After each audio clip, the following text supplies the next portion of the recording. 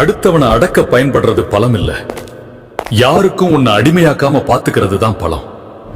Anjaneya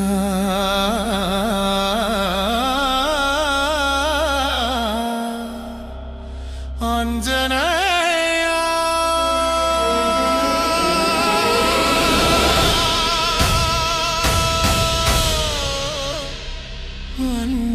Anjaneya.